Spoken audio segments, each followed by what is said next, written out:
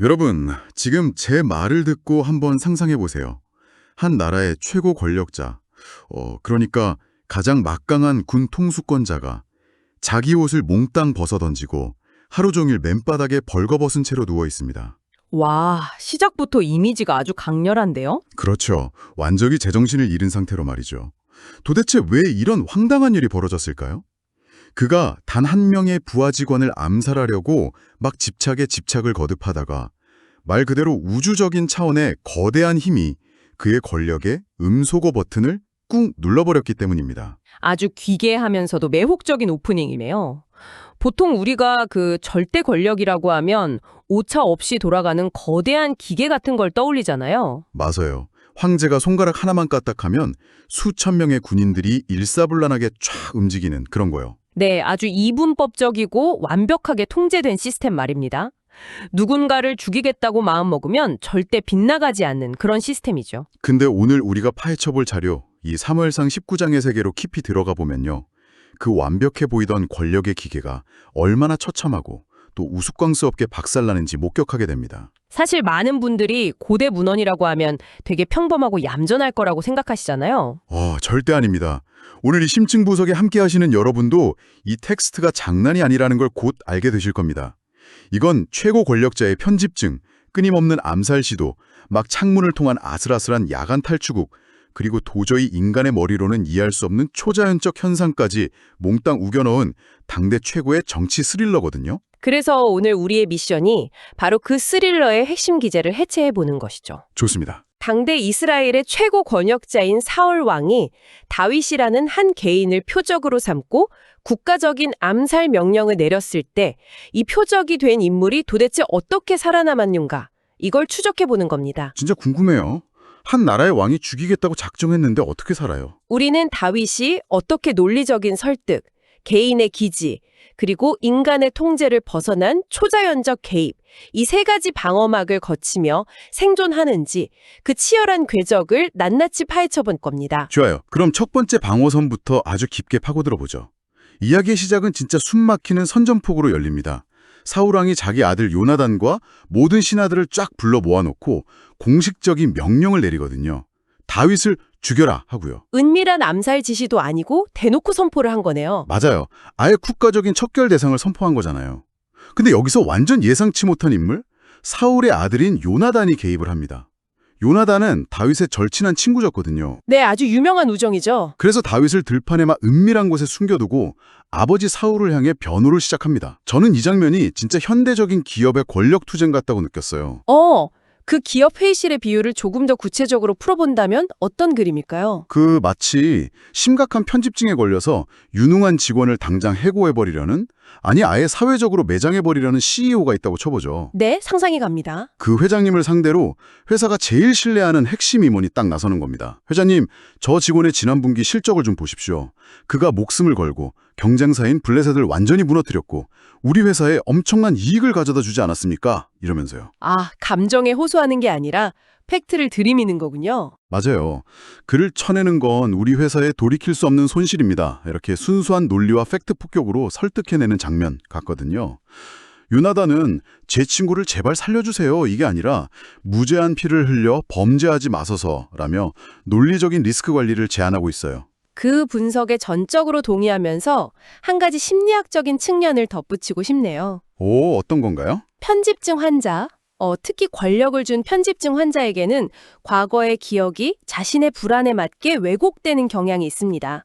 사울은 다윗의 엄청난 성공을 오직 자신에 대한 위협으로만 해석하고 있었죠.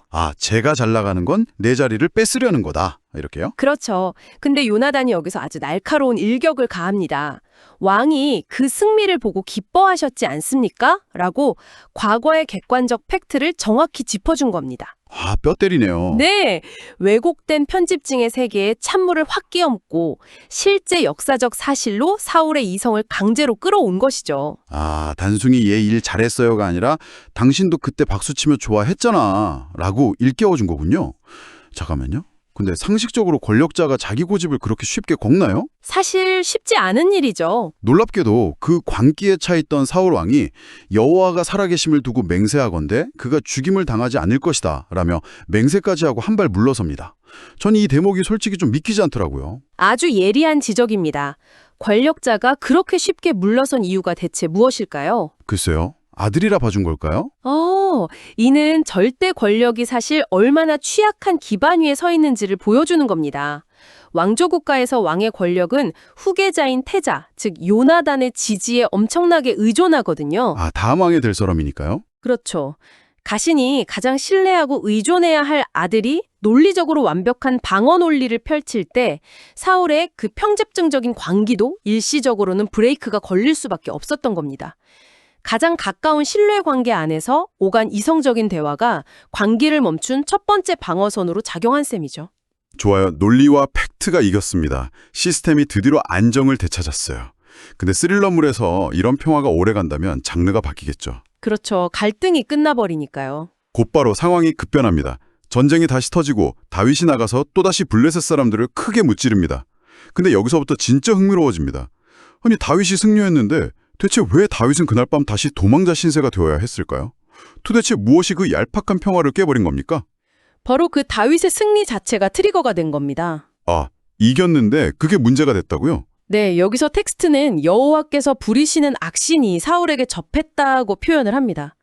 이 표현을 듣고 단순히 초자연적인 귀신 들림으로만 생각하기 쉬운데요. 보통 그렇게들 많이 생각하잖아요. 막 엑소시즘 같은 거요. 고대 근동의 문화적이나 문학적 맥락에서 보면 이는 극심한 우울증, 공황발작 혹은 피해망상적 광기를 설명하는 방식이기도 합니다. 다윗이 성공할수록 사울은 자신의 권저가 흔들린다는 극심한 심리적 공포에 사로잡힌 겁니다. 자, 여러분 머릿속에 이 방 안의 풍경을 한번 그려보시길 바랍니다. 이 장면의 시각적 대조는 진짜 소름이 돋을 정도거든요. 한쪽에서는 다윗이 왕의 발작을 진정시키기 위해 수금을, 그러니까 그 하프를 타고 있습니다. 아주 아름답고 평화로운 음악이 흐르고 있겠죠. 음악 치료 같은 거네요. 맞아요. 근데 반대편에 앉아있는 사울의 손에는 뾰족하고 아주 치명적인 무기인 단창이 딱 들려 있습니다. 치유를 위한 예술과 사례를 품은 무기, 이 끔찍한 부조화가 한 공간 안에 있는 겁니다. 긴장감이 엄청나죠. 그리고 갑자기 휙 사울이 다윗을 벽에 박아버리려고 창을 냅다 던집니다. 다윗이 진짜 간발의 차이로 몸을 피해서 창이 벽에 쾅 꽂히고 맙니다. 근데 잠깐 전문가님, 네. 저는 여기서 다윗이 진짜 이해가 안 갑니다. 아버지가 자기를 죽이라고 공식 명령까지 내렸었는데 아니 왜 다윗은 창을 들고 있는 불안정한 맹수 앞에서 그렇게 태평하게 하프를 켜고 있었던 거죠? 도망쳐야 정상 아닌가요? 그게 바로 고대 궁정 신하가 감당해야 할 끔찍한 무게입니다. 왕이 맹세를 했고 시스템이 복구되었다면 신하는 무조건 자기 자리로 돌아가 왕을 모셔야만 합니다. 와, 아무리 무서워도 출근은 해야 한다는 거네요. 그쵸. 다윗은 자신의 주군을 치유하기 위해 자신의 목숨을 담보로 잡히고 그 방에 들어가 있었던 셈이죠. 여기서 우리가 크게 주목해야 할 것은 권력의 폭력이 발현되는 방식입니다. 방식이요? 어떤 점이 특별하죠? 요나단의 논리적 설득으로 만들어진 평화는 단창을 집어던지는 이 우발적이고 감정적인 충동 한 방에 산산조각이 났습니다. 이성적 합의라는 것이 광기 앞에서는 얼마나 휴지조각 같은지 뼈저리게 보여주는 대목이죠. 진짜 맹세고 뭐고 감정이 폭발하면 냅다 창부터 날아가는군요. 자, 이제 벽에 꽂힌 창을 뒤로 하고 다윗은 그 밤에 자기 집으로 필사적으로 도망을 칩니다. 근데 위협은 이제 다윗의 사적인 공간이 침실로까지 번지거든요. 네, 집요하게 따라붙죠. 사울이 암살자들을 다윗의 집 주변에 쫙 깔아놓고 아침이 밝으면 죽이려고 포위망을 좁힙니다. 여기서 폭력의 질이 완전히 달라진 것 같아요. 아주 정확히 보셨습니다.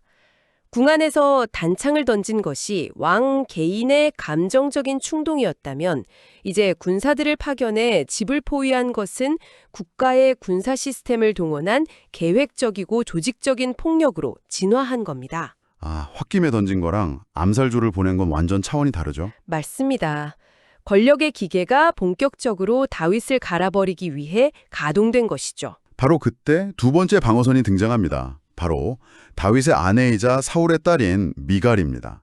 미갈은 오늘 밤 생명을 구하지 않으면 내일은 죽는다 이러면서 상황을 완벽하게 파악하고 다윗을 창문 밖으로 달아내려 탈출을 시킵니다.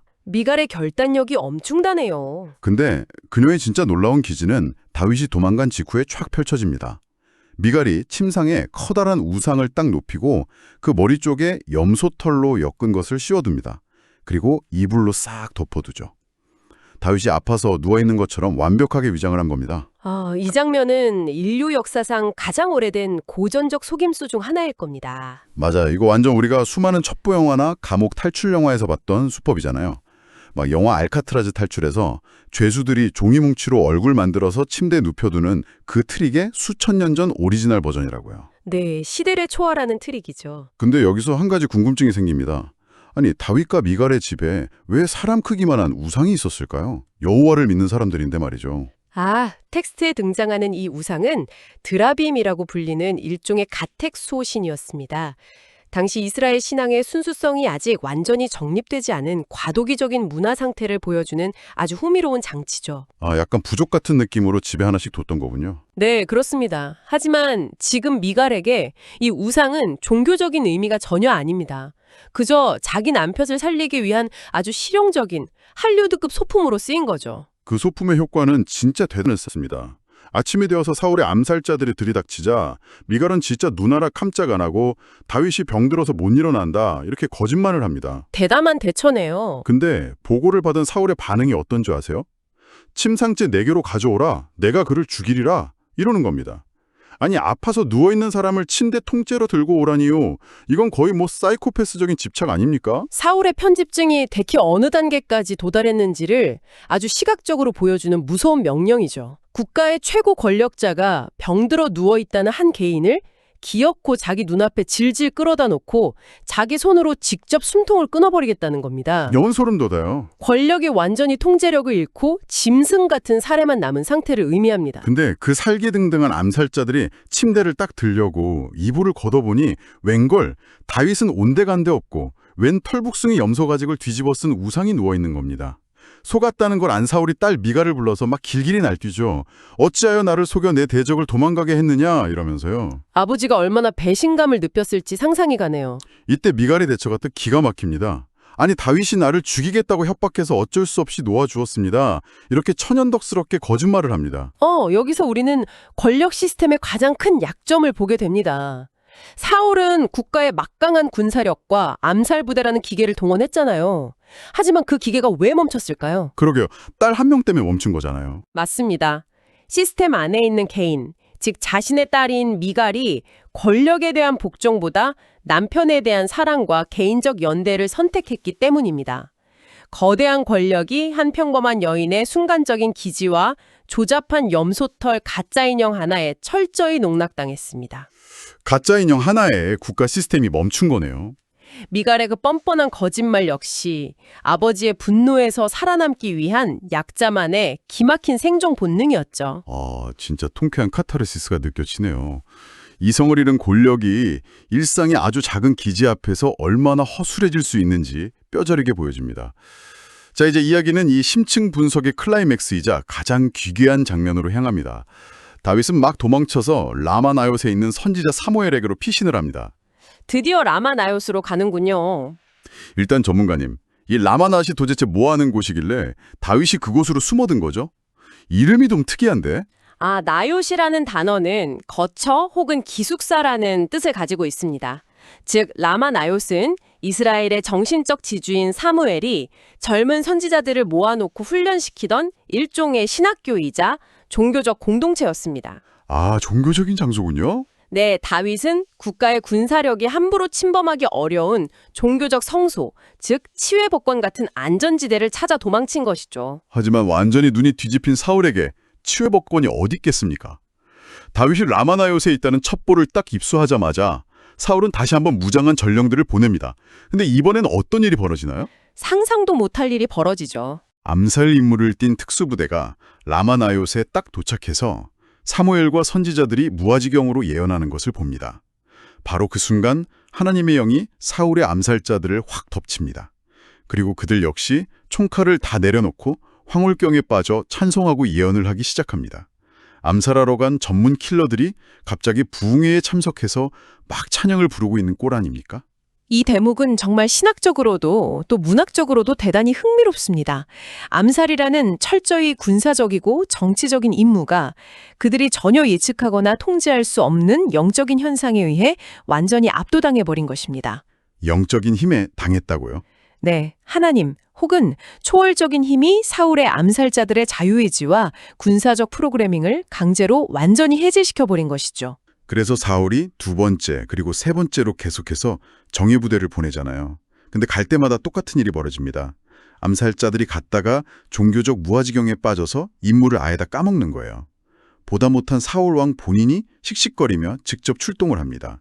내가 직접 가서 죽이겠다 하고요. 근데 이 왕에게 무슨 일이 벌어집니까? 사울이 라마 나요스로 걸어가는 그 길에서부터 이미 하나님의 영에 사로잡혀 예언을 하기 시작합니다. 가는 길부터 이미 씨였군요. 네. 그리고 사무엘 앞에 도착해서는 아주 충격적인 행동을 하죠. 스스로 자기의 겉옷을 다 벗어 던지고 밤낮 하루 종일 벌거벗은 채로 바닥에 누워 예언을 하게 됩니다. 이 기괴한 사건 때문에 이스라엘에는 사울도 선지자 중에 있느냐라는 속담까지 생겨나게 되죠. 자, 잠깐만요. 진짜로 이해가 안 가서 묻는 건데 한 나라의 최고 권력자인 왕이 옷을 홀딱 벗고 하루 종일 맨바닥에 누워 있었다고요? 이건 권력자에 대한 완전한 코미디이자 진짜 지독한 조롱 아닌가요? 바로 그 점이 핵심입니다. 이 장면을 당시의 고대 근동 문화적 맥락에서 꼭 이해해야 합니다. 왕의 겉옷은 단순히 추위를 막거나 몸을 가리는 천조각이 아니거든요. 그럼 무슨 의미가 있죠? 그것은 그의 신분, 권위, 통치력, 그리고 무력을 강력하게 상징합니다.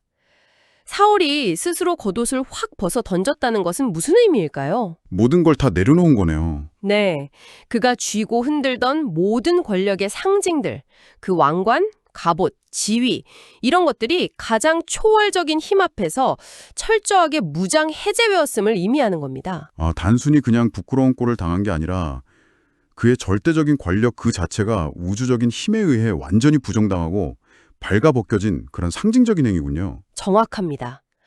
인간의 이성적인 논리와 설득, 즉 요나단의 방어도, 약자의 놀라운 기지와 속임수인 미갈의 대처도 다윗을 한 번씩 구출해내긴 했죠. 맞아요. 아주 잘 작동했죠. 하지만 결국 사울의 그 집요하고 숨막히는 암살 시도를 완전히 제압한 것은 인간의 통제를 완전히 벗어난 초자연적인 힘이었습니다.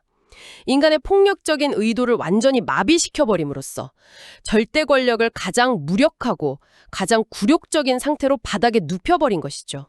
막 폭력의 기계가 플러그가 뽑힌 채 바닥에 널브러져 있는 모습을 한번 상상해 보십시오. 와, 이렇게 세 겹의 방어선을 쫙 연결해서 보니까 텍스트의 깊이가 완전히 다르게 다가옵니다. 자, 이제 이 숨막히는 여정을 한번 요약해 볼까요? 맹렬하게 돌아가는 권력의 톱니바퀴 속에서 한 개인이 어떻게 살아남았는지 그 궤적을 보았습니다. 네, 세 가지 단계였죠. 첫 번째 방어선, 요나단의 아주 차가운 논리와 팩트 폭격은 편집증에 걸린 권력에 일시적인 제동을 걸었습니다. 두 번째 방어선, 미갈의 대담한 기지와 속임수는 국가 군사적 포위망을 뚫고 시스템을 농락했습니다. 아주 훌륭한 요약이네요. 그리고 세 번째 방어선, 도저히 인간이 이해할 수 없는 거대한 초자연적 개입은 칼날을 번뜩이던 권력의 옷을 완전히 벗겨버리고 철저히 조롱거리로 만들었죠. 이 세 가지 이야기는 결국 권력이라는 것이 얼마나 취약한 착각 위에 서 있는지를 예리하게 꼬집어냅니다. 권력자는 자신이 모든 상황과 타인의 생사여탈권을 완벽히 통제하고 있다고 아주 굳게 믿죠. 자신이 신이라고 생각하잖아요. 하지만 권력의 작동 방식은 사실 그 밑에 있는 사람들의 기계적인 복종에 전적으로 의존하고 있습니다.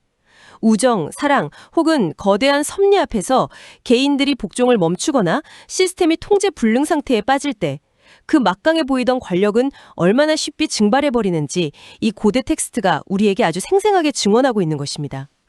듣고 보니 진짜 위헌이 되는 통찰이네요. 그래서 오늘의 심층 분석을 마무리하면서 지금 이 이야기를 듣고 계신 여러분께 한 가지 도발적인 질문을 남기고 싶습니다. 네, 어떤 질문이죠?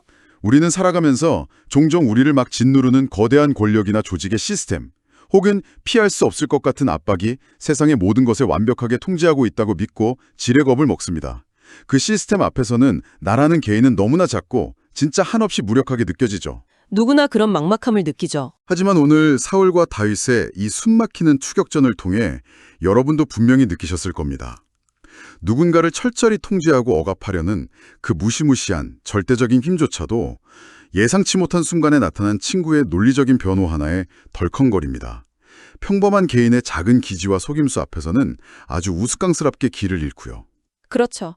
완벽한 기계는 없습니다. 그리고 인간이 감히 이해할 수 없는 거대한 힘 앞에서는 그저 껍데기만 남은 채 허물어지고 맙니다. 권력이란 결국 우리가 그것에 복종해 줄 때만 작동하는 모래성일지도 모릅니다. 아주 날카로운 지적이네요. 만약 여러분이 지금 어떤 거대한 압박이나 막강한 힘에 짓눌려 숨이 턱턱 막힌다고 느낀다면 조용히 스스로에게 한번 물어보시기 바랍니다. 여러분을 짓누르고 있는 그 무시무시한 힘이 과연 겉으로 보이는 것만큼 완벽하고 단단하며 영원할까요? 혹시 그 권력도 언제든 스스로 옷을 다 벗고 바닥에 누워버릴 수 있는 허상에 불과한 것은 아닐까요?